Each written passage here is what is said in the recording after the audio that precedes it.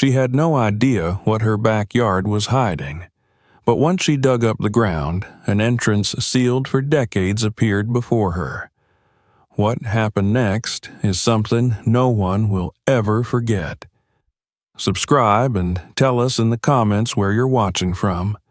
Miriam had imagined this moment so many times that it felt almost unreal when the last cardboard box was pushed through the doorway of the house she had fought for with every scrap of strength she possessed.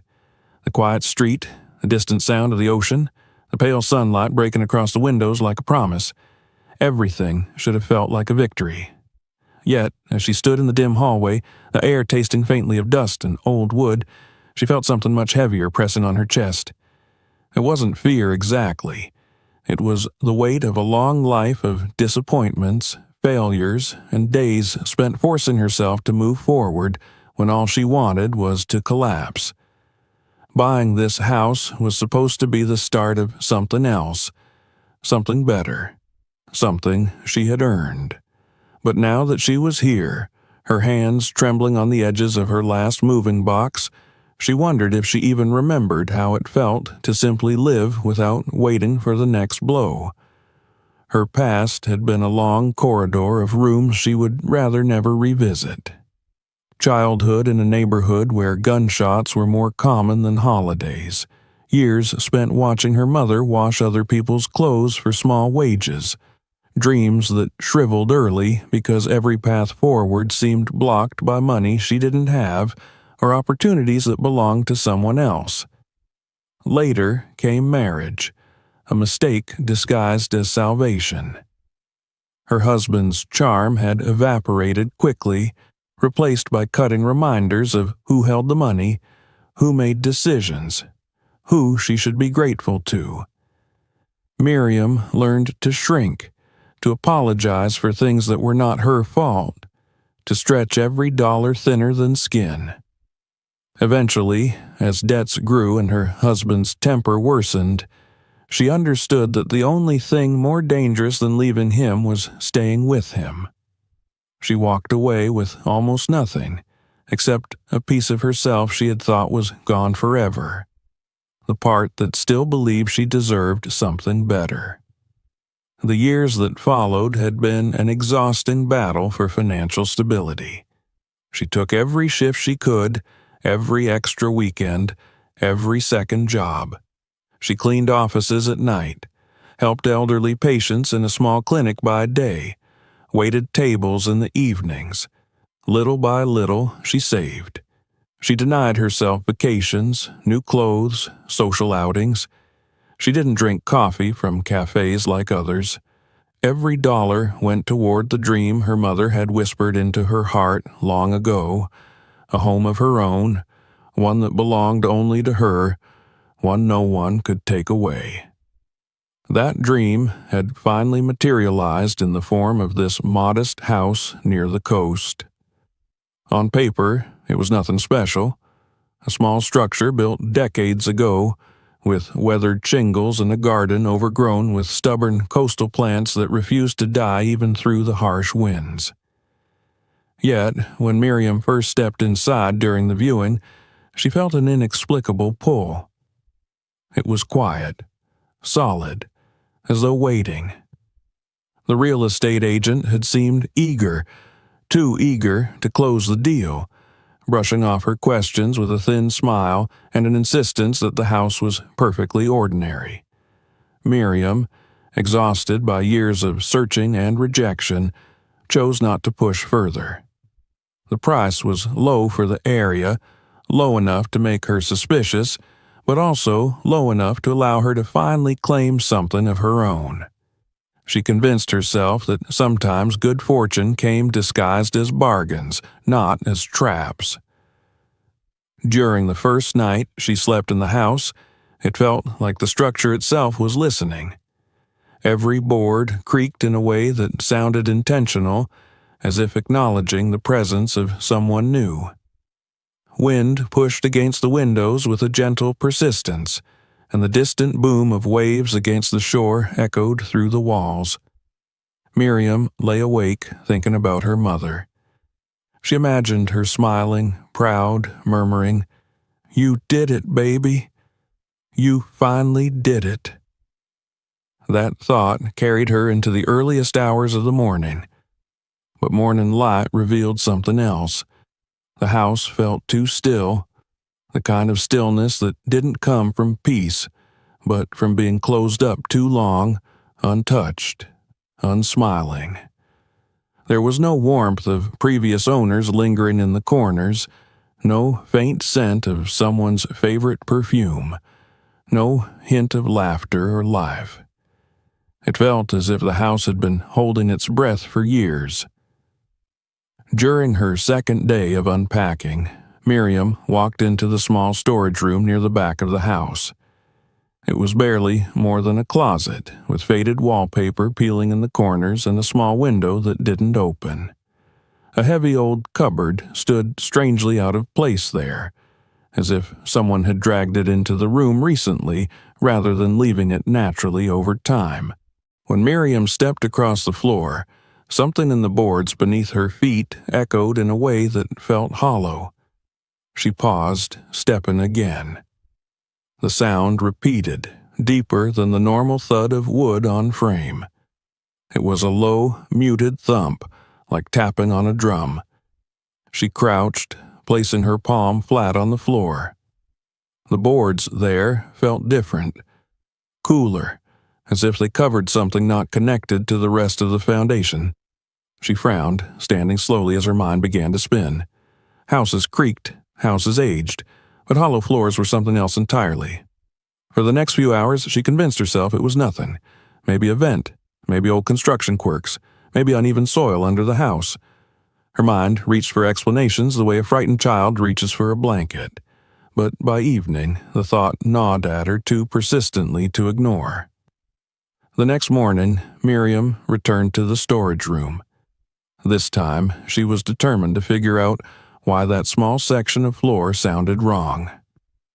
She moved the cupboard aside, surprised at how difficult it was to slide, almost as if it had been placed specifically to cover one spot. Beneath it, the carpet looked newer than the rest of the room, and when she pulled it back, she saw a rectangular outline in the floorboards, faint but definite, as though someone had replaced several planks in a hurry. The nails on that section were newer, shinier than the rest. Her pulse rose. She knelt and pressed her fingers along the edges of the newer boards. One had a corner slightly raised. She took a screwdriver from her toolbox and pried gently. The board lifted with surprising ease, revealing a dark patch of worn metal beneath it. For a moment, Miriam froze. Metal floors under wooden houses were not normal. Metal meant something else was there, something intentionally hidden. Taking a deep breath, she removed more of the boards, each one revealing more of the metallic surface. Dust rose in faint clouds. When she had cleared the square entirely, she saw that it was not just a metal sheet, it was a hatch. A heavy, old, industrial-looking hatch embedded beneath the wooden floor, its hinges rusted, its handle thick and cold. The sight made her skin prickle. Someone had gone to significant lengths to hide this. Someone had nailed fresh boards, placed carpet, positioned furniture with precision.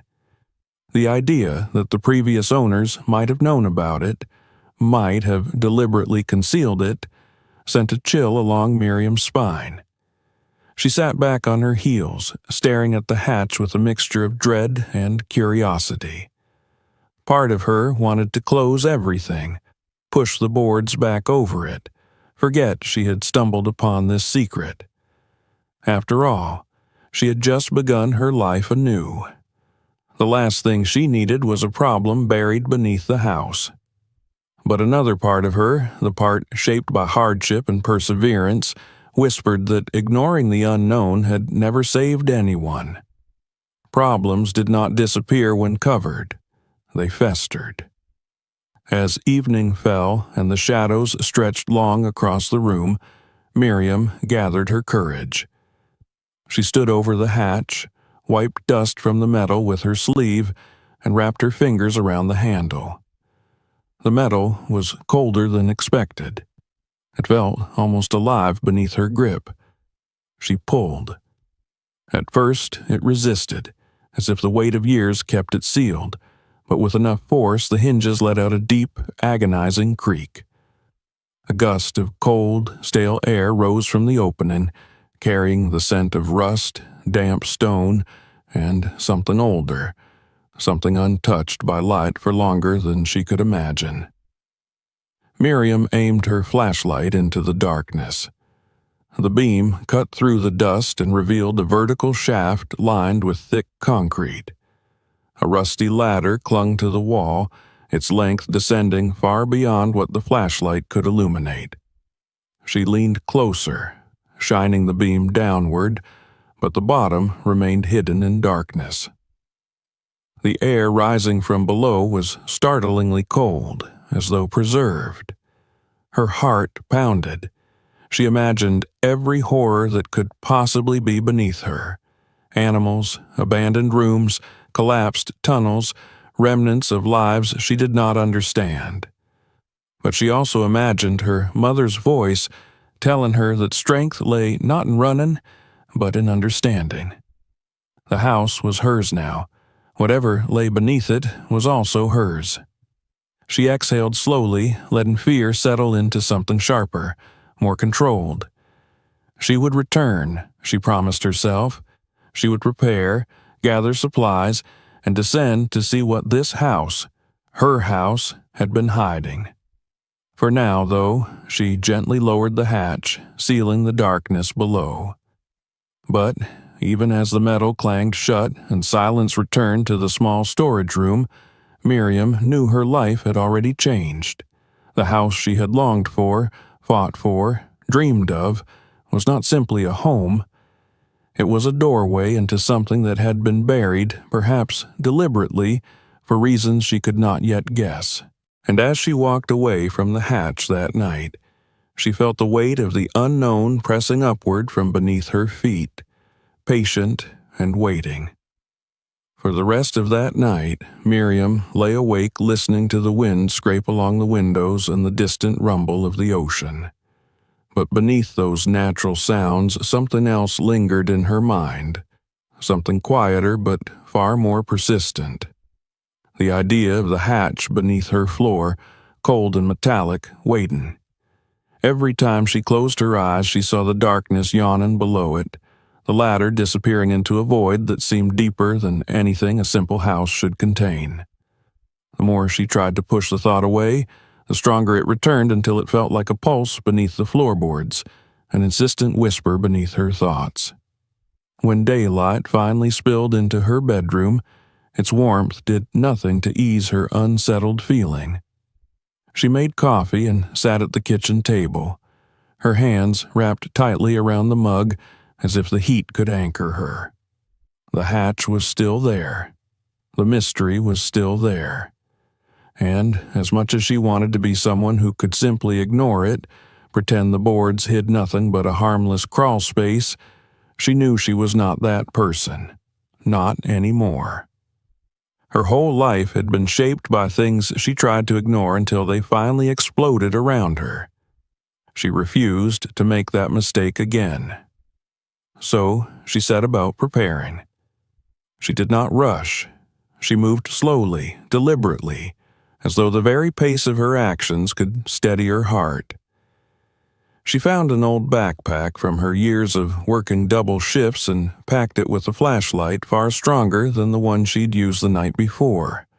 Another smaller one as backup, a length of rope, gloves, a dust mask, a notebook, 2 bottles of water, and her phone. The phone felt almost useless. She doubted there would be any signal down there, but she brought it anyway, a fragile lifeline to the surface. By the time she returned to the storage room, morning light had fully brightened the space, giving it a clarity that had been missing the night before. The hatch looked less menacing under the glow of day, but not entirely harmless. Its cold metal still seemed to carry secrets that the sun could not warm. She opened it again, this time expecting the stale breath of air that rose from below. The ladder clung to the concrete wall like a spine, rusted and rigid. She tested one of the rungs with her weight from above. It groaned but held. Her second test confirmed it was not about to detach completely. Still, she wrapped the rope around her waist and tied the other end securely to the leg of the heavy cupboard she'd moved aside, doubling the knot until she was sure it would not slip. When she finally stepped onto the ladder and lowered herself into the shaft, the world above her shrank with every rung. The sunlight dimmed. The soft sounds of the house disappeared, replaced by the close echoing of her breaths, the faint rattle of old metal beneath her feet, and the oppressive silence of a place untouched. The air grew colder the deeper she descended, wrapping around her arms and legs like invisible fingers. She tried to steady her breathing, focusing only on one rung at a time. The descent felt longer than she anticipated. At one point, she paused, shining her flashlight upward. The opening above had become small, distant, almost unreal, like a window into a life she had stepped out of. When, at last, her foot touched the floor, she exhaled in relief, though the sound echoed strangely in the chamber. The space she'd entered was narrow, not much wider than the shaft itself. The ceiling was low, dripping with condensation. She directed her flashlight forward and saw a corridor stretching into darkness, its walls smooth concrete reinforced with steel, its ceiling lined with old wiring and pipes that hinted at once functional machinery. Her shoes pressed into layers of dust that responded like powder, leaving visible footprints behind her. She took a few steps, letting her eyes adjust to the strange space. The air smelled of rust and old machinery, tinged with something else, something faintly metallic and stale, the scent of a place sealed off from the world for decades. The corridor seemed to press inward with silent expectation. She felt as though she were trespassing on something meant to remain undisturbed. Yet, curiosity tugged her forward. She walked slowly, placing her feet carefully so that each step made only a soft crunching sound. Light flickered across the walls as her flashlight moved. She noticed old markings, letters stenciled in white paint, faded past clarity. Numbers. Arrows pointing to destinations she could not yet see. Someone had planned this place with precision. It was not merely a basement or bomb shelter. It was something larger, something built for coordinated activity. The corridor eventually widened into a more pronounced space, where she saw the shape of a massive steel door looming ahead. The door was thick, reinforced with crossbars and bolts large enough to withstand blasts. She approached cautiously, reaching out to run her fingers along the cool surface. Even through her gloves, the cold felt intense, as if the metal retained the memory of a deeper chill. On the door, barely visible beneath grime and age, was a faded insignia. She traced the shape, unsure of its meaning, but recognizing that it was military in nature. She pushed the door. At first, it did not move. She leaned harder, putting her shoulder into it. The hinges screeched long and agonizing, protesting as if waking from a sleep far too deep. After another push, the door gave way, swinging inward with a heavy groan that echoed down the unseen corridors beyond. Her flashlight revealed a wide room that made her freeze where she stood.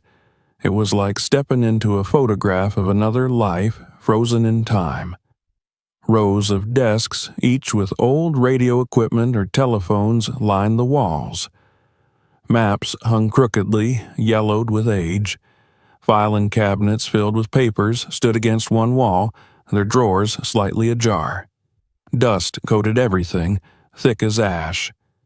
She moved slowly, feeling like an intruder in a place meant to be sealed forever. Every object she passed told a story.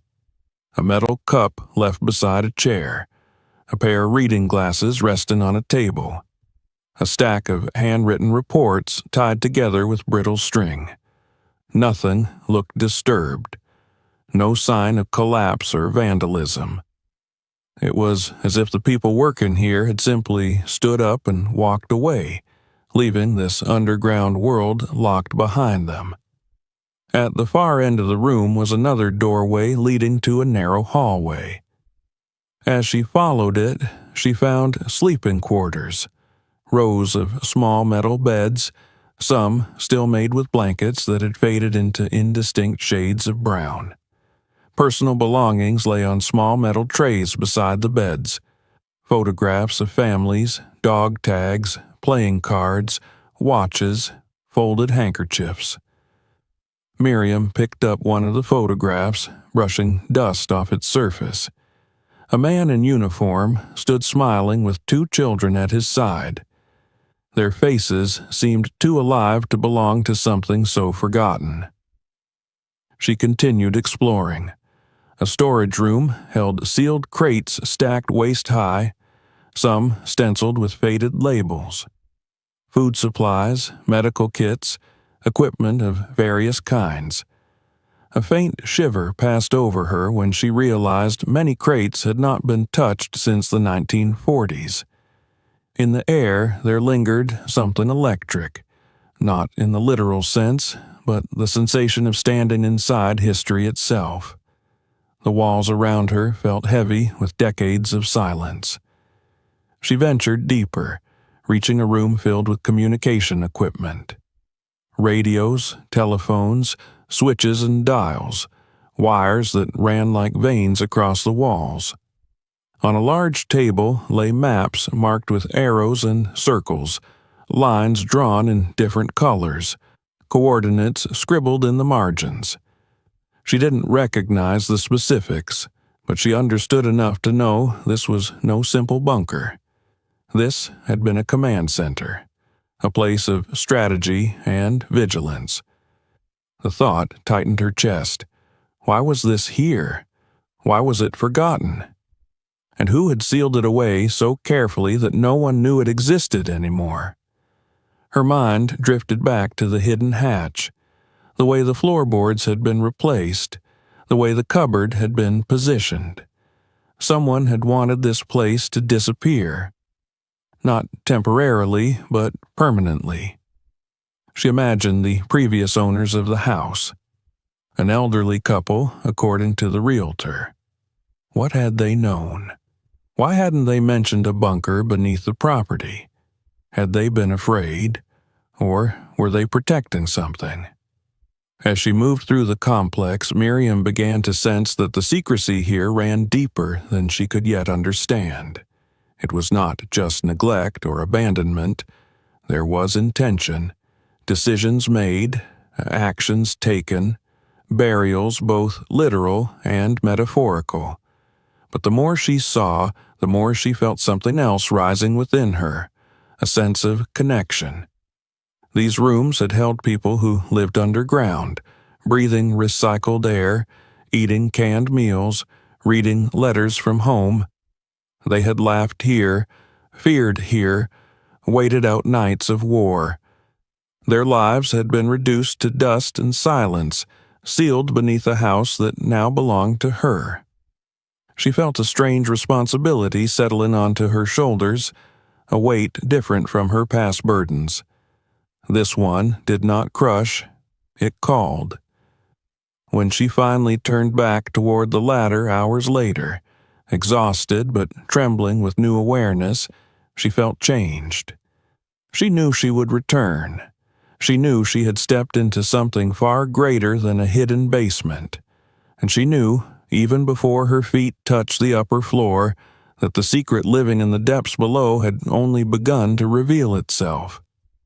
As she closed the hatch once more, the old hinges moaned, sealing the darkness beneath her. But this time, she did not feel fear. She felt purpose. For the next several days, Miriam moved through her home with the quiet awareness of someone who knew she was living above another world. She cooked, cleaned, unpacked the last of her boxes, and tried to maintain a sense of normalcy. Yet every sound in the house reminded her of the hollow space beneath her feet.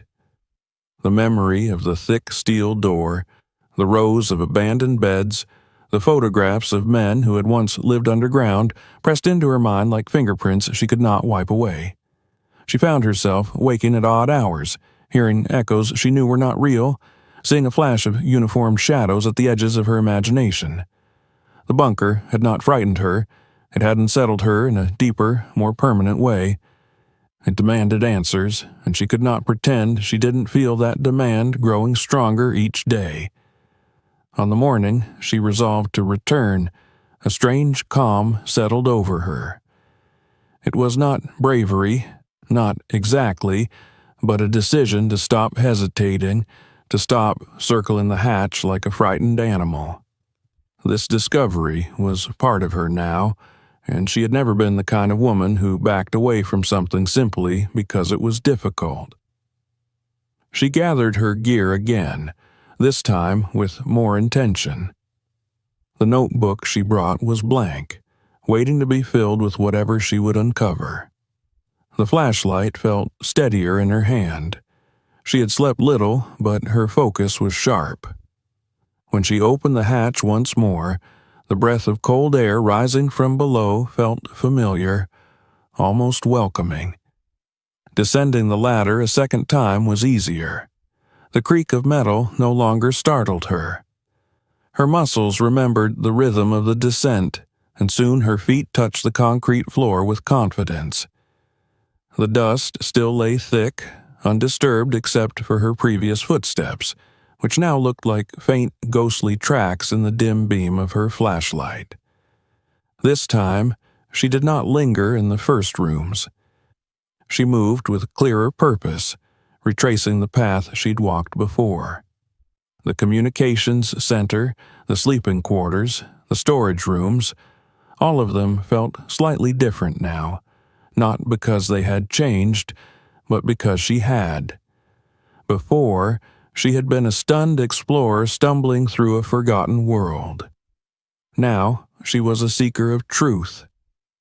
She made her way to the room with the filing cabinets.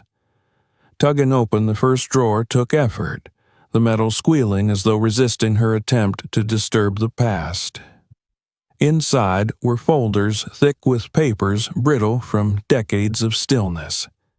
She pulled several out gently, laying them across a table, and began reading. The handwriting was precise. The ink faded to a muted gray. Many of the documents were routine reports about supply shipments, personnel rotations, equipment maintenance. But scattered among them were pages marked with more urgency. Radio intercepts, coded messages, references to unidentified vessels offshore. Some mentioned increased surveillance along the coastline during periods of heightened wartime tension. All of them suggested that this place had been part of something larger than a standard military outpost.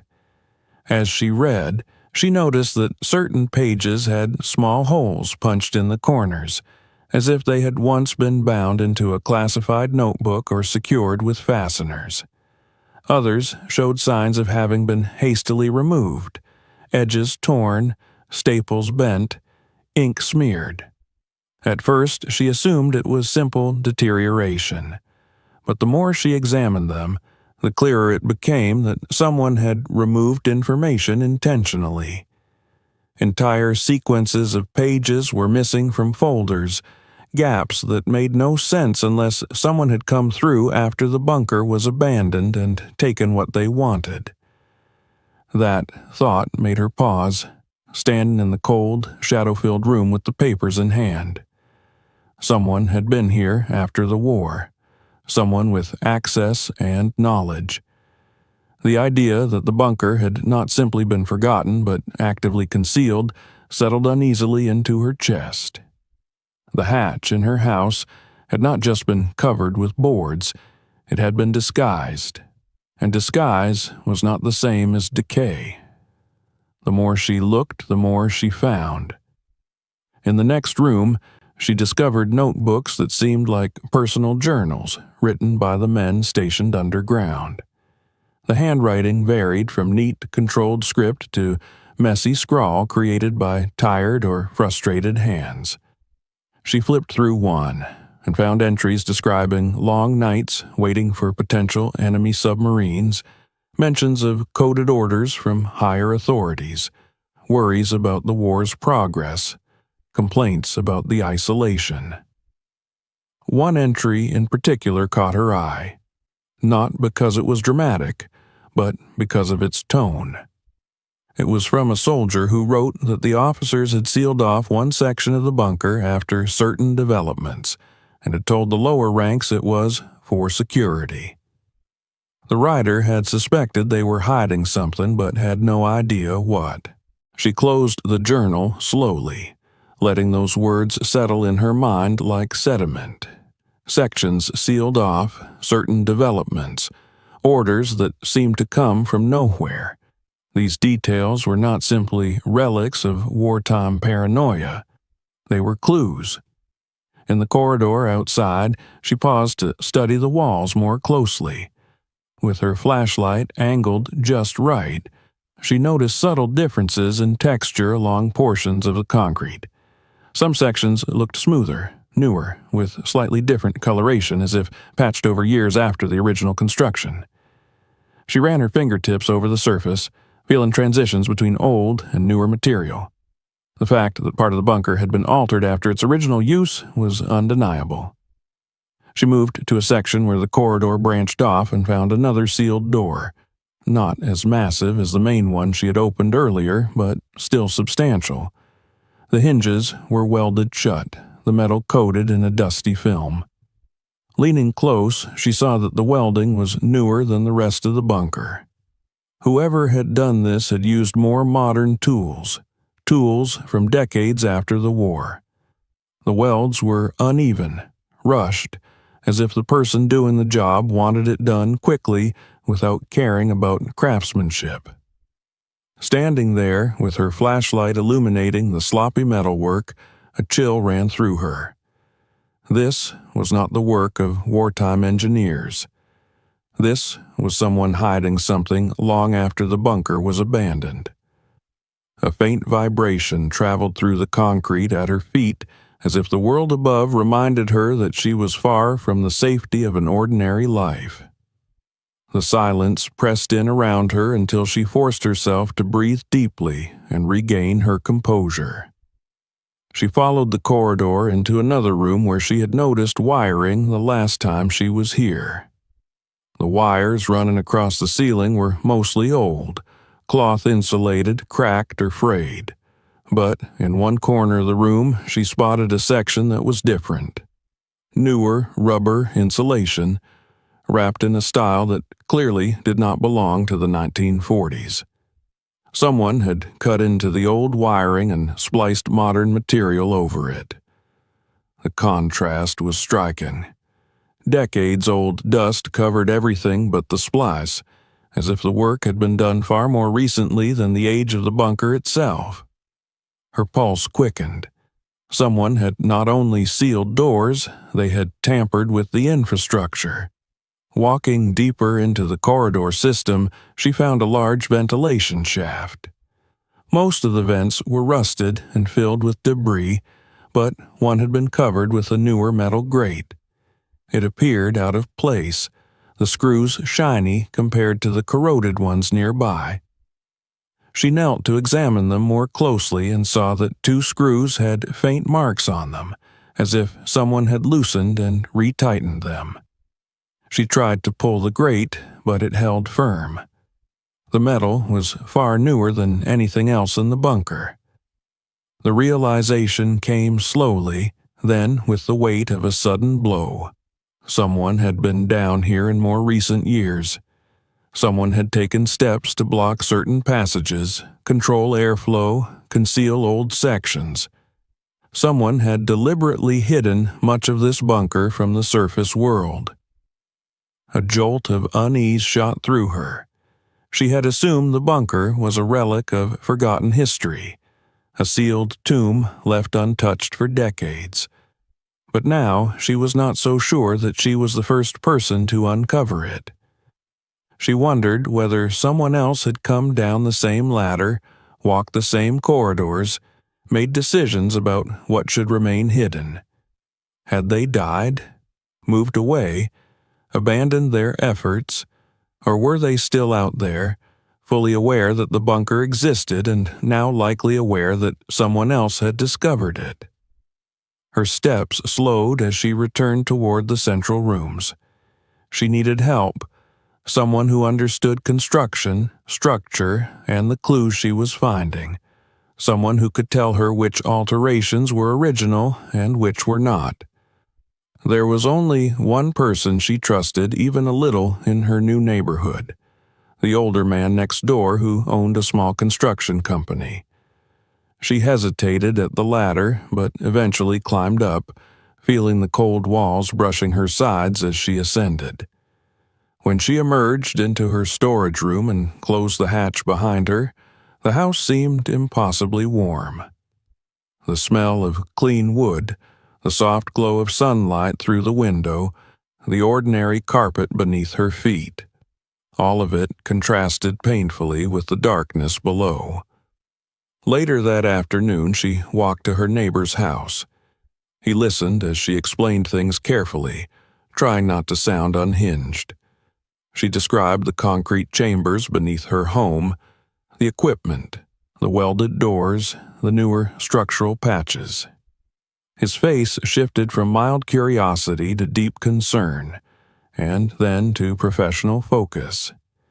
He asked to see it himself. The moment he climbed down the ladder, Miriam knew she had done the right thing. His flashlight moved across the walls with practiced expertise, his eyes scanning every inch. His questions were sharp and practical. The more he explored, the more serious he became. He eventually told her in a quiet voice that the bunker was not only real, it was built with extremely high-quality wartime engineering, far more complex than anything a simple coastal town would have required. He confirmed that much of the concrete had been patched decades later, and several corridors appeared intentionally blocked. When they returned to the surface, he stood silently for a long moment before saying that whatever she had found was not trivial. He suggested they examine more of the underground structure, but carefully, without alerting authorities just yet. He mentioned that certain historical sites were sometimes seized by the government or by private collectors if discovered. Miriam's stomach tightened at the idea of losing her home, her sanctuary, over a place she hadn't even asked for. She decided they would proceed cautiously. That night, lying in bed, she thought not of fear, but of inevitability. The bunker had been waiting for someone to find it again, and for reasons she could not yet name, that someone had become her. The truth, hidden in those sealed rooms, would not remain buried forever. And she sensed, with a certainty that chilled her, that the deeper she dug into the bunker's past, the more she would dig into people's intentions, people who might not want to be discovered. The house creaked gently in the darkness. The ocean whispered beyond the dunes, and beneath her, the silent rooms waited with truths she could not yet fathom. The days that followed took on an unusual rhythm, as though Miriam were living two lives at once. Above ground, she was the new homeowner, quietly tending to her yard, occasionally chatting with passing neighbors, learning the patterns of a town that still felt foreign to her. But beneath her house, hidden from all but the handful of people she trusted, stretched a world built in shadow and silence, a relic of men who had once watched the sea with vigilance and secrets in their hearts. The more she explored the bunker with her neighbor's help, the more she sensed that this was not merely an abandoned military structure, but a fragment of a story deliberately removed from history. Her neighbor, whose name was Henry, brought tools, flashlights, and old construction experience accumulated across decades. He had a steady presence that eased the tension she hadn't realized she carried in her shoulders. Together, they mapped sections of the bunker, noting which walls seemed original and which had been tampered with years later. But each time they thought they had grasped the limits of the structure, they found another corridor, another unexpected turn, another suggestion that the bunker extended farther than any of them could initially imagine. On the morning, they discovered the trace that would lead them to the observation tower. The air carried the heavy scent of approaching rain. Clouds gathered low and thick, dimming the daylight that filtered into her home. They descended the ladder with practiced ease, each step down feeling less like intruding and more like entering a strange second residence. Henry carried a small portable generator that allowed them to set up temporary lighting in some of the larger rooms they frequently examined. The soft hum it produced echoed like a heartbeat in the quiet bunker. Their focus that day turned toward a corridor that branched off near one of the older sleeping quarters. Miriam had noticed on her first exploration that the corridor seemed to slope slightly downward, and the concrete along its edges was damp, as though moisture from the outside earth had slowly seeped in. The ceiling here was lower, the temperature colder, and something about the corridor's shape felt unnatural, as if it were never meant to be part of the original design. They followed it carefully, shining flashlights along the walls. The corridor bent left, then right, narrowing until it ended abruptly in a wall of earth. Henry examined it, kneeling and pushing aside loose dirt with a gloved hand. He pressed on a section of soil, and it shifted slightly, revealing a hard surface beneath. Concrete. Reinforced and covered deliberately, but eroded just enough by time for a persistent hand to find purchase. The realization startled them both. This was not a collapsed tunnel. This was a buried one. Henry's voice, when he finally spoke, was quiet and cautious. Someone had filled this passage intentionally. The soil composition was different from the natural earth around them, packed tightly and showing signs of having been shoveled in manually. Miriam stared at the wall, an unnerving sense of conspiracy tightening in her chest. The more they worked on uncovering the surface, the clearer it became that beneath the layer of earth lay a metal hatch or door embedded in the floor or sidewall of the corridor, something meant to be hidden. They did not dig too far on the first day. The risk of collapse was too great without proper tools and reinforcement. Henry promised to return with sturdier equipment, but even before they left, Miriam sensed that the sealed passage led to something crucial, something buried deeper than the rest of the bunker. The next day, under a sky washed clean by rain, Henry brought a small crew of 2 trusted workers, men he'd known for years who knew how to keep quiet. They were told only that Miriam had discovered an old structure under her house that needed careful excavation and safety reinforcement. No one asked questions they didn't need answers to. Miriam felt grateful for that discretion. They spent hours digging, clearing soil from the concrete and metal until the structure beneath revealed itself more fully, a rounded metal top with a central pivot point, like the crown of an old silo or reinforced dome.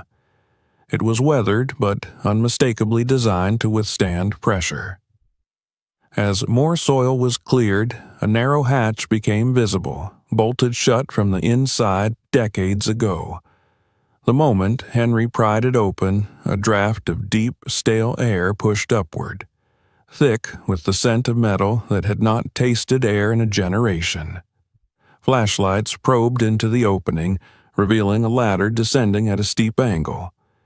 It was similar to the one beneath Miriam's house, but broader and sturdier, built to support heavier traffic. Miriam's pulse raced. She knew instinctively that this ladder led to something significant. One by one, they climbed down. The air was colder here, drier. The ladder descended into a narrow cylindrical chamber, and at its base they found a heavy steel door partially ajar, its hinges stiff with age. They pushed it open with effort, revealing a space that made Miriam's breath catch. It was a circular room with thick, reinforced walls curving upward into a dome. On the outer edge of the wall were narrow vertical slits covered by metal shutters controlled by levers. Near the center of the room were fixed mounts for instruments she didn't recognize at first, until she saw the scopes. Long, high-powered optical devices extended toward the slitted openings like metallic limbs. Some were mounted on adjustable pedestals, others on rail systems that allowed them to be moved horizontally. Tables nearby were covered in dust and scattered with yellowed papers, some still bearing faint outlines of maps showing coastal lines and marked points along the sea. It was an observation tower, not a lookout meant for tourists or peaceful weather charts. This was a military observation post, hidden deep beneath the surface, and its watchful eyes once trained on the ocean, scanning for threats. Miriam ran her hand across the cold metal of one of the scopes, imagining men standing here, peering through the slit at the distant horizon, ready to signal alarms if anything suspicious appeared offshore. Henry's crew wandered the room quietly, awed by its preservation. The equipment, though lifeless now, had somehow survived decades underground with minimal corrosion. The controlled environment of the sealed tower had kept rust at bay and prevented decay. Everything here looked poised to awaken with just the flick of a switch, if only the power still ran. Miriam approached a small stack of documents on one of the tables. The top sheet had a date printed near the upper corner, 1944. The handwriting beneath it was a summary of observed movements offshore, likely coded messages or enemy vessel sightings. Another paper had a detailed sketch of a coastline section with cryptic notations. Each document added another layer to the growing puzzle. Not only had this bunker and its observation tower played an active role during the war, but they had done so with a secrecy that went far beyond standard operations. She could feel the importance swelling inside her like a tide. This was no decaying ruin. This was a preserved time capsule, one that held stories deliberately removed from the public eye. But why? And by whom? While she sorted through the documents, Henry circled the room, examining structural elements with a furrowed brow. He pointed out that the dome had been engineered with extraordinary precision, its walls shaped to absorb shock waves. He speculated that the tower had been designed to survive near-miss bombings or ground tremors. When he traced his hand along a crack visible near the far wall, he noted that the damage was old, likely from an earthquake decades ago, but the crack had never widened. The tower's integrity impressed him. They ventured into a smaller adjoining room accessible through a short passage. Inside, they found control panels with analog dials and thick cables running into the walls, shelves lined with binoculars, spare lenses, and maintenance tools stood undisturbed. The air here felt heavier, as if steeped in the ghosts of activity once humming through the space. Documents on a central table included wartime photographs showing aerial views of the coastline and diagrams of submarine detection systems. Miriam felt a chill run down her spine as she turned one page and found a list of names with roles assigned beside them. Some were listed as observers, others as communications officers. One entry noted a shift rotation during a period of heightened alert. The last date recorded before the list abruptly stopped was late 1945. She wondered where these men had gone when the war ended. Had they been reassigned? Had they left willingly? Or had they been ordered to abandon the tower without explanation?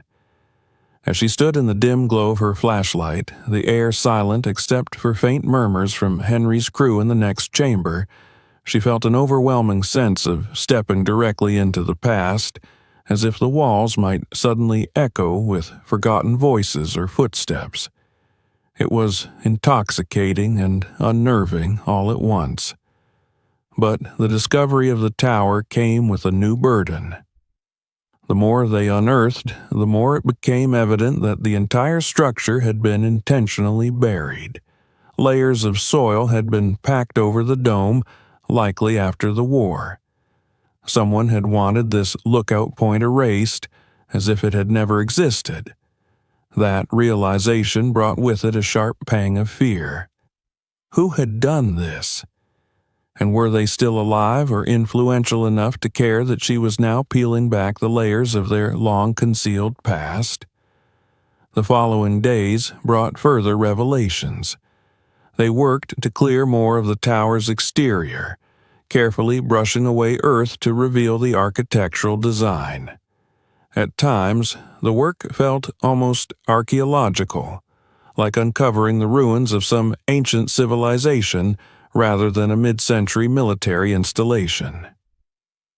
Miriam noticed that Henry became more cautious as they progressed. He spoke quietly about the implications. The level of engineering, the extent of the complex, the deliberate burial. It all pointed to something far more significant than a forgotten wartime outpost. One afternoon, as they were clearing the last stretch of soil near the tower entrance, Miriam stood back and looked toward the dunes that bordered her property. For the first time, she noticed something she had previously dismissed as natural landscaping. A slight, unnatural rise in the terrain forming a gentle curve. It aligned perfectly with the position of the tower beneath it. That small knoll had always struck her as an ordinary feature, but now it looked intentional. She could picture it decades ago, a soldier or engineer standing where she stood, overseeing the burial, ensuring no trace of the structure remained visible. The thought unsettled her deeply. It also connected to another observation she'd made over recent weeks, the sudden appearance of strangers driving slowly past her home. The way some people watched her property with a little too much interest. The way gossip in town had begun to swirl around her presence, though none of it outright hostile. Just curious. But there was a difference between curiosity and scrutiny, and Miriam feared she was drifting into the latter. That fear sharpened into something darker when she found a single boot print outside her fence one morning. The soil was soft from rain, the print crisp and unmistakable. Not Henry's, not one of the workers. Someone had stood there, watching, close enough to see her coming and going. She tried not to let the unease swallow her, but it clung to her thoughts long after. Still, despite the growing tension, she continued working alongside Henry, driven by a sense of purpose stronger than fear. They cleared, documented, and reinforced the structure methodically. In the bunker proper, Henry installed temporary supports in areas where ceilings showed minor cracking. He ran cables to provide better lighting, and they created a makeshift map showing the known rooms and corridors. Miriam was especially drawn to the control room of the observation tower. She often found herself lingering there after the others had gone for the day, running her fingertips along the handles of the shutters, imagining the tower alive with motion. She pictured the world those soldiers had known, a world at war where danger might surface at any moment from the sea.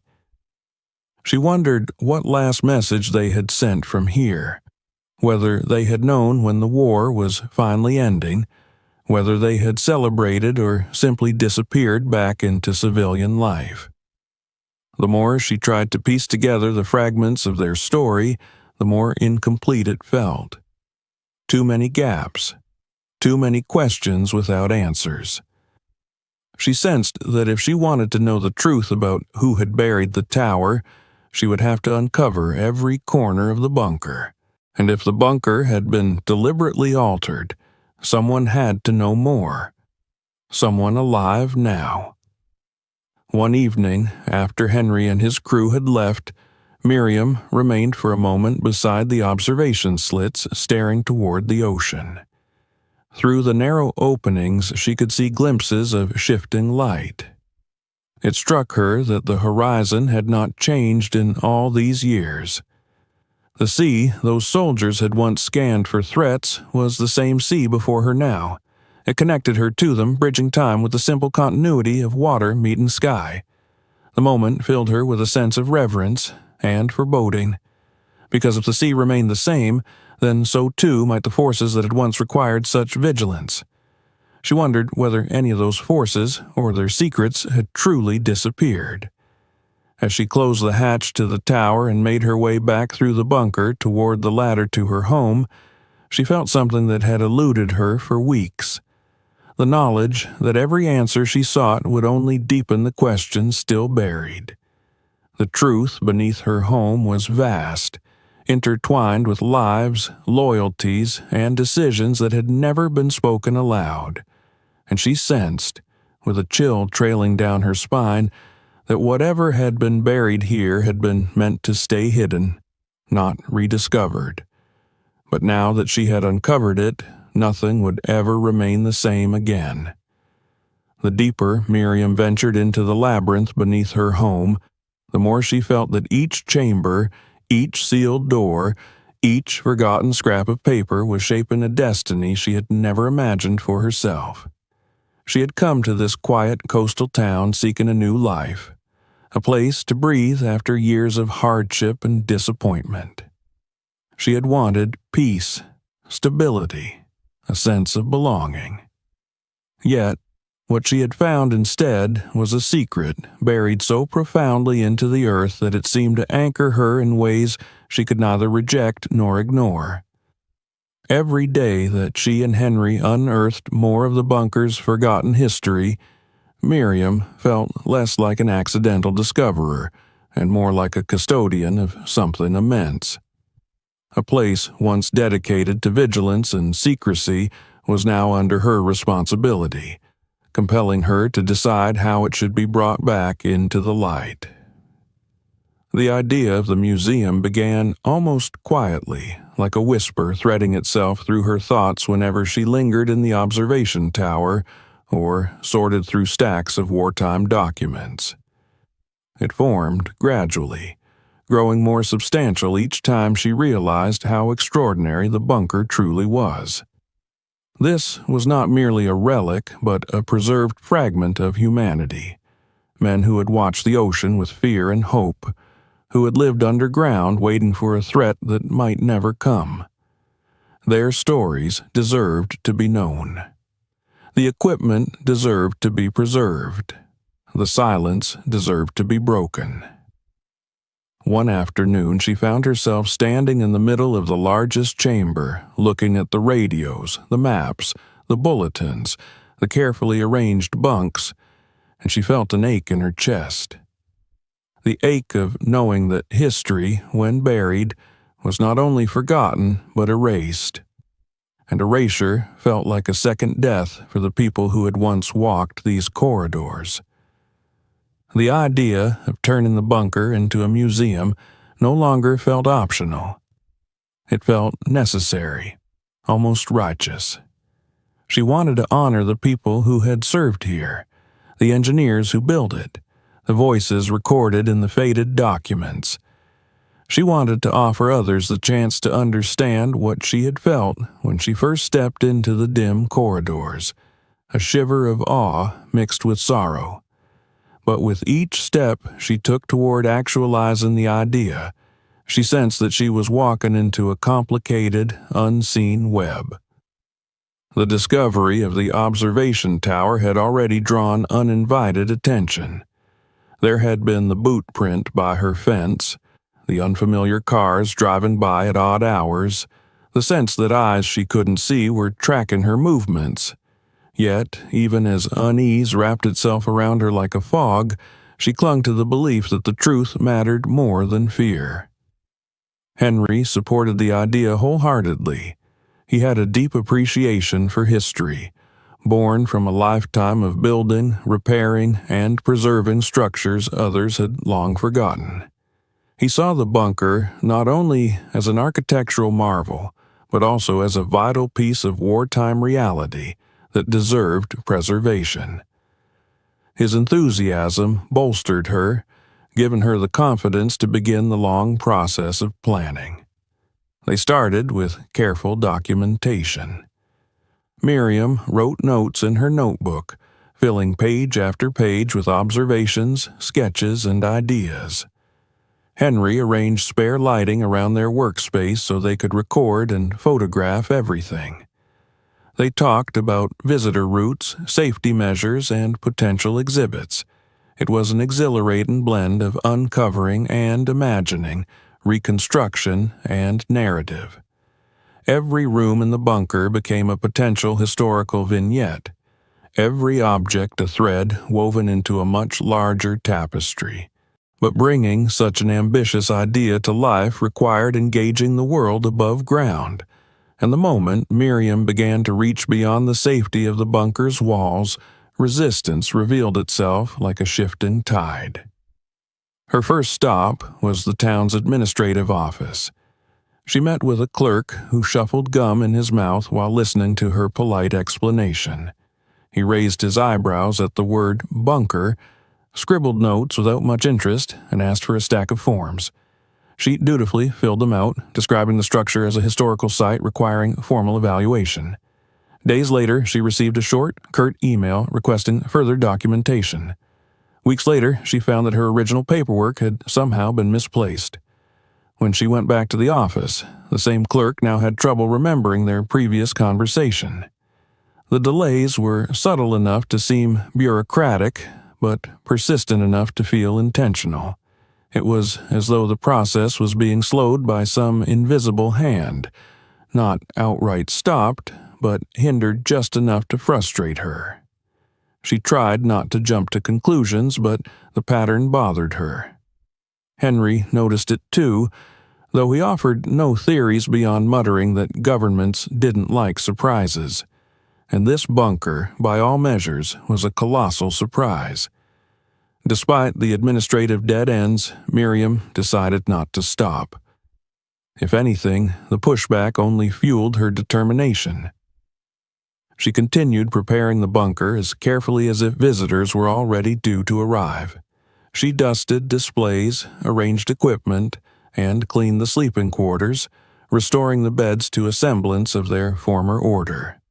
She cataloged everything meticulously. Notebooks, medical supplies, charts, utensils, clothing still folded in storage lockers. The bunker began to look alive again. Quiet, somber, but undeniably full of presence.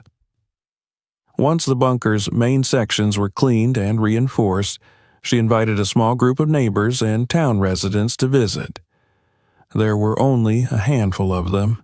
Henry's friends, a retired history teacher, a middle-aged couple who had heard vague rumors about her underground rooms, and a young journalist from the local paper. Miriam guided them through the rooms, her voice trembling at first but gaining strength as she spoke about the soldiers who had lived here, the maps that marked wartime vigilance, the equipment that had been brand new when it was installed. Her visitors reacted with awe, curiosity, and reverence. Even the journalist, who had arrived with skepticism written across his face, seemed humbled. He asked questions, took careful notes, and later published an article titled, "A Forgotten Wa-Toot Treasure Beneath Our Town." It was a modest piece, but it struck a chord. Within a week, more residents expressed interest, asking quietly if Miriam would be opening the bunker regularly. Word spread, and soon the idea of a museum no longer belonged solely to Miriam. It had become part of the town's collective imagination. Yet not all reactions were welcoming. The first anonymous message came in the form of a typed letter slipped under her front door. It contained only a single line: "You don't know what you're dealing with." There was no name, no explanation, no threat beyond its ominous implication. Miriam stared at it for a long time, her heart pounding as memories of past intimidation flickered through her mind. She had thought she left that life behind when she divorced her husband. But this was different. This was not personal. This was about something that lived below her home, something someone didn't want to be disturbed. The second message appeared 2 days later. It was attached to her mailbox with tape and read, "Stop before it's too late." The words tightened a cold band around her spine. She showed Henry, who studied both notes with troubled eyes. He suggested calling the police, but Miriam hesitated. What would she say? That she wanted help because someone didn't want her to open a bunker museum. She feared the officers might dismiss her concerns, or worse, become curious enough to attract more attention to the site. Then came the nights when she heard soft, crunching gravel near her fence, the faint murmur of a car engine left running in the dark, the sense of being watched from somewhere she couldn't pinpoint. Each time she stepped outside, the street was empty, calm, and quiet. But the unease remained. The unease turned to dread when she discovered that some of the documents she had meticulously arranged on a table in the communications room were missing. At first, she thought she had misplaced them. Then she convinced herself she must have carried them upstairs and forgotten. But a deeper search revealed the truth. Someone had been inside the bunker in her absence. There were no signs of forced entry on the hatch. Her home's doors and windows were intact, yet the papers had vanished. Not randomly. Specific documents containing map annotations and coded messages had been removed with precision. Someone knew what they were looking for. Someone understood the significance of the documents perhaps even better than she did. She tried to steady herself, telling Henry what she'd discovered. He insisted on inspecting the rooms again, examining the corners for fresh footprints or disturbed dust. It didn't take him long to find subtle signs: a faint scuff on a concrete edge, a barely perceptible shift in a storage crate, a section of dust that looked lighter than it should have been. Someone had walked there recently. Fear clawed its way through Miriam's ribs, though she refused to show it outwardly. Henry offered to stay with her some evenings, but she declined, not wanting to burden him. Instead, she changed the locks on her doors, reevaluated every entrance to the bunker, and began sleeping with her phone on the pillow beside her. Still, she couldn't shake the feeling that the intruder, whoever they were, had not come for financial gain. This was someone looking for something specific, something with historical or personal value. She realized bitterly that the bunker had become both a treasure and a target. Her dream of a museum, once filled with excitement, now tangled with menace. Yet she couldn't bring herself to abandon it. The pull to reveal the truth was too strong. In her growing desperation, she searched the bunker for clues she might have missed and discovered a narrow section of wall near the communications room that seemed slightly misaligned. The seam between two concrete panels looked too sharp. When she pressed it, she felt a slight give. Calling Henry, she pointed out the irregularity. It took them hours to pry the panel aside, but when they finally succeeded, Miriam felt the air leave her lungs. Behind the wall was a cramped hidden chamber, barely large enough for a person to stand. Inside it were remnants of tools, a flashlight that had long run out of battery, and a small notebook so dusty she nearly missed it. It contained names, diagrams, and rough sketches made by someone in the past decades. More importantly, it mapped out routes of the bunker with markings showing secret entrances and exits. This room had been used by someone who had explored the bunker secretly long after the war. Someone who had wanted their presence hidden. Miriam knew with increasing certainty that the person who had taken the documents could be connected to this hidden chamber, someone who knew the bunker intimately, perhaps someone who had helped bury it in the first place. The realization chilled her, but also gave her a sense of direction. Still, fear followed her with every step she took. Even as she worked tirelessly to prepare the bunker for public viewing, ensuring visitors would understand the importance of what had been forgotten, she became more aware of how fragile her newfound purpose was. She sensed that she was moving along a narrow ledge between discovery and danger. Yet she continued. The town's interest grew. People thanked her for preserving something so meaningful. Local schools asked if she could eventually offer tours for students. The journalist came back to interview her again, and this time his questions reflected genuine admiration and curiosity. For a time it seemed as though the goodwill of the community might outweigh the shadows clinging to the bunker's past. But that hope shattered the morning she arrived to find that several display items had vanished. Documents, a radio component, and a valuable map, gone. She sank to her knees on the cold, concrete floor, overwhelmed with the weight of it. Someone had violated the bunker again.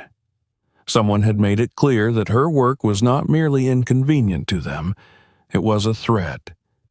She contacted Henry immediately.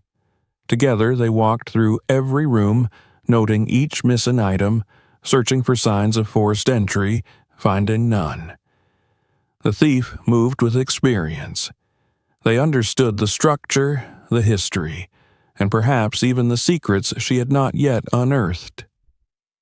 Miriam stood in the dim light of the bunker, her breath trembling in her chest, and realized that opening the museum had attracted more than curious locals. It had stirred something silent and watchful, something that had been buried with the bunker itself. As she gazed at the empty spaces where once treasured artifacts had rested, she understood that the past she sought to reveal did not want to be exposed, but turning back was no longer an option. She had already stepped too deep into the story, and now, whether or not she felt ready, she had to confront whatever force, human or historical, wanted her to stop. The only question that lingered, tightening around her heart like a vice, was whether she would be strong enough to face what was coming next. The morning after the theft left Miriam contemplating the empty spaces on the display tables. She stood alone in the bunker, its silence pressing against her ribs like a weight she could hardly bear. The room was cold, but the chill that seeped into her body came from something deeper than temperature. It was the unmistakable feeling of being violated, not just personally, but historically. As if the very past she was trying to preserve had been torn apart in front of her. She sank onto a chair and pressed her trembling hand to her forehead. She had known that her project carried risks, but she had not imagined this. A theft so deliberate, so precise, as if the thief understood the importance of what they stole far more intimately than she did. This was not a random break-in. It was a message. Yet, even as fear gnawed at her conscience, something firmer rose beneath it. A resilience shaped by years of surviving far worse things than shadows in the night. She had endured the cruelty of a man who had tried to strip her of dignity, the grinding poverty that had threatened to bury her dreams, the loneliness of rebuilding when everything had fallen apart. Compared to that, a thief, no matter how calculated, was nothing more than another obstacle. She had not run then, and she would not run now, but she also knew she could not face this alone. Henry arrived shortly after she called him, his expression tight with worry and an anger she had rarely seen in him. He moved slowly through the rooms, examining the missing displays, touching areas of dust that had been disturbed, studying the faint signs of intrusion like a detective solving a puzzle. He muttered things under his breath while Miriam followed him from room to room, her chest tightening each time he pointed out another clue she had missed.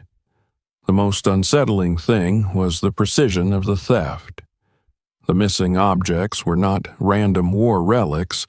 They were valuable but obscure. They were pieces that connected to larger documents, maps, coded messages, equipment used for communication across secret channels. Miriam had sensed their significance, but seeing them gone made that significance undeniable. Someone knew exactly what mattered most.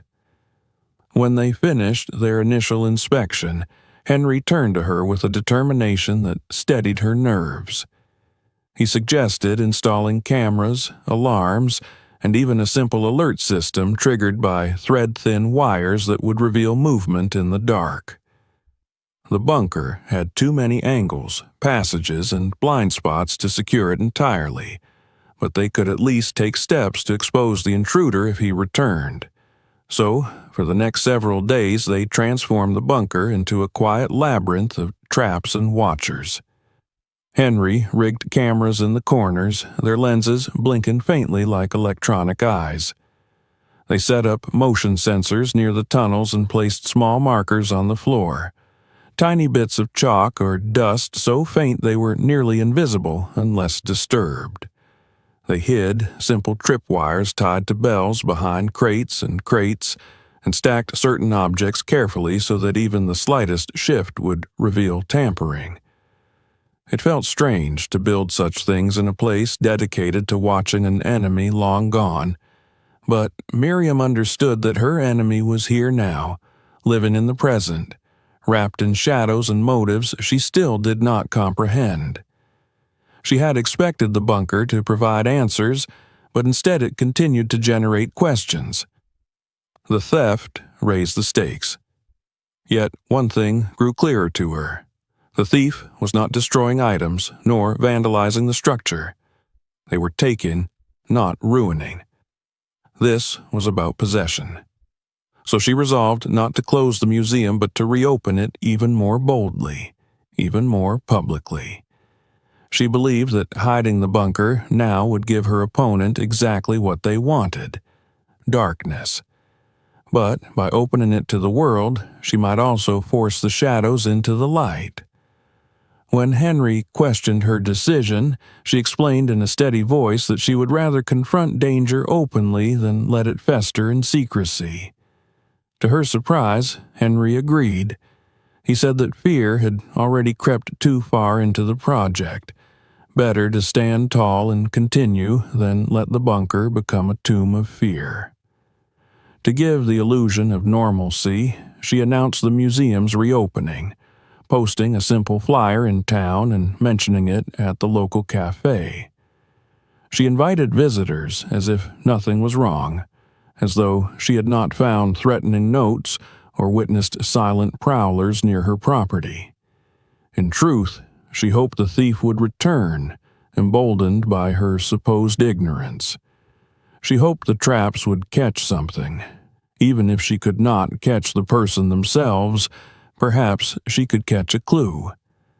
The day of the reopening came quietly, marked by a gentle fog rolling off the ocean that gave the town an ethereal feel. The bunker smelled faintly of dust and oil, its shadows softened by the lanterns Henry had arranged.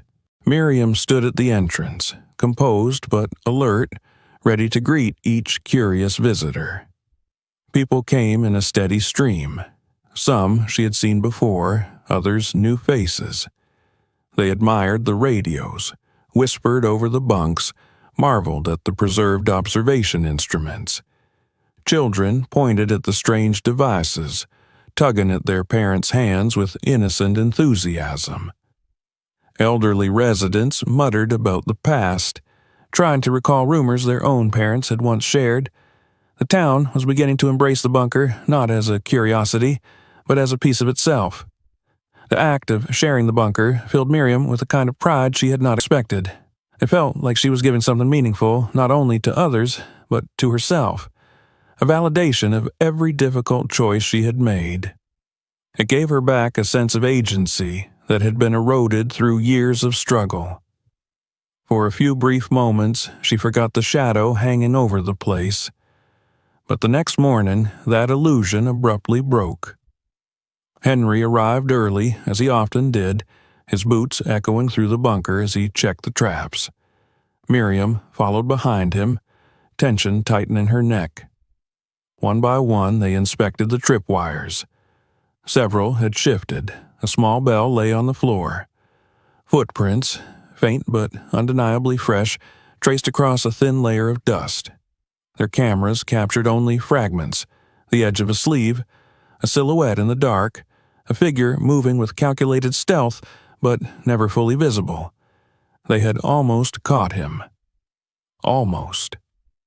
Miriam's breath grew shallow as she examined the prints.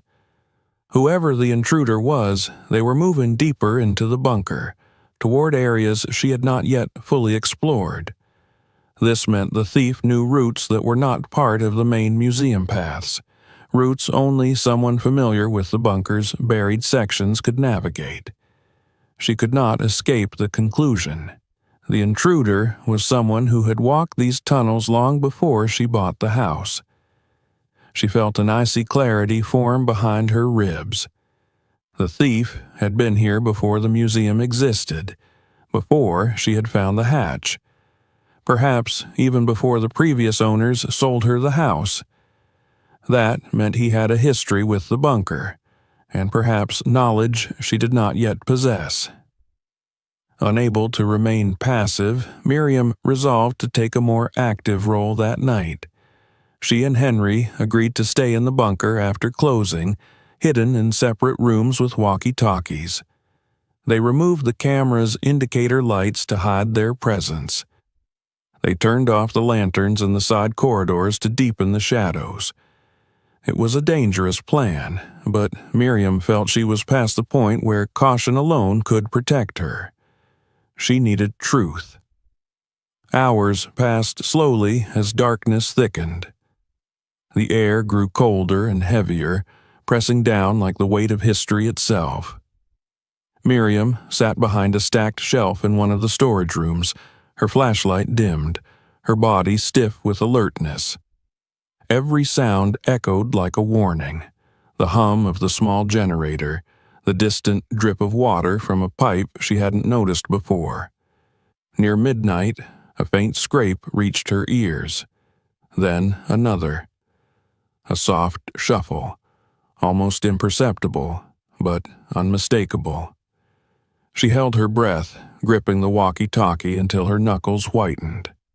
Through the dimness, she saw a shadow shift, then a figure emerging from a side corridor like a ghost climbing out of the past. She whispered into the walkie-talkie, her voice barely audible. Henry responded with a tense acknowledgement. The intruder moved with expert precision, avoiding the main lights, stepping only where the dust was disturbed from earlier visits. Miriam watched him silently as he kneeled by a display case and slid something into his pocket. That was enough. She rose from her hiding place with trembling but resolute legs, stepping forward and letting her flashlight beam fall across him. At that moment, Henry appeared from the opposite side, blocking the exit with his bulk. The man froze, shielding his face instinctively from the light. For a long moment, no one spoke. The bunker's walls compressed the silence into something almost tangible. When the flashlight lowered slightly and the man's face was revealed, Miriam felt a jolt, not of fear, but of stunned recognition.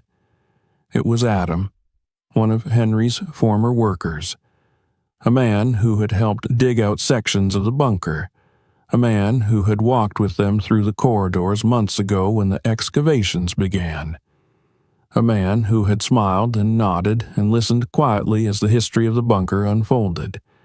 Adam's shoulders sagged as if years of tiredness had suddenly fallen onto him.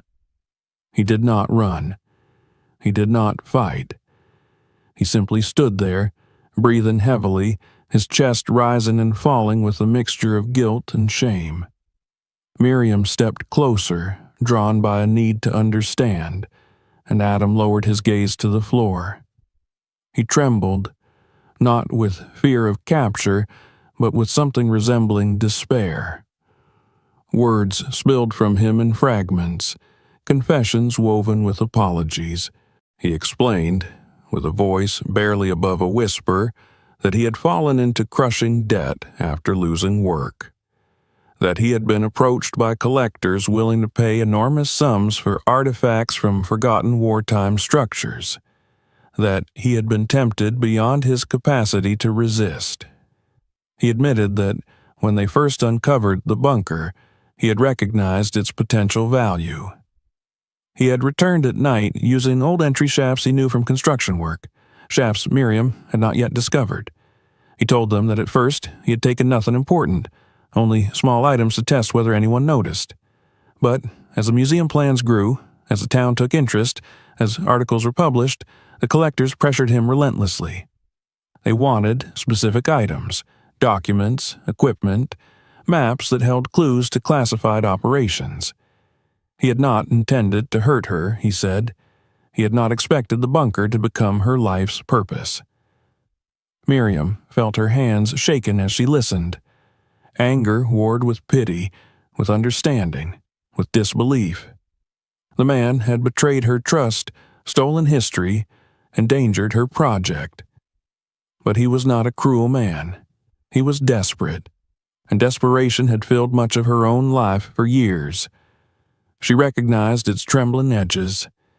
Henry's fury simmered visibly beneath his calm exterior, but Miriam sensed that calling the police would solve nothing.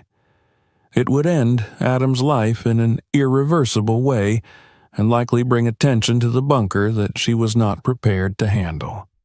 Authorities could seize the property, shut down the museum, bury everything again, not out of malice, but bureaucracy. She found herself speaking softly, asking Adam whether he could return what he had taken. His eyes filled with relief and disbelief.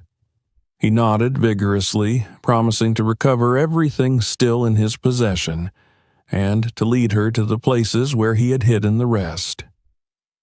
Over the next few days, Adam guided them to a shed behind an abandoned property, a storage locker miles away, and a shallow pit near the old docks. One by one, the missing items were recovered, miraculously intact. Some had been wrapped carefully to prevent damage, revealing that Adam, for all his errors, had never intended to destroy history, only to survive financially. With the artifacts returned, Miriam focused on rebuilding trust, both with herself and with the bunker's legacy. Adam, confronted with the gravity of what he had done, offered his help in repairing damage and reinforcing weak points. Surprisingly, Miriam accepted. His knowledge of the bunker, of its corridors and hidden entrances, was too valuable to discard, and she sensed that allowing him to make amends would bring closure more effectively than punishment ever could. Together with Henry, they installed stronger security, sealed dangerous entry points, and added high-quality surveillance. What had begun as a fragile dream became a fortified reality. The museum emerged stronger, safer, and more complete than before.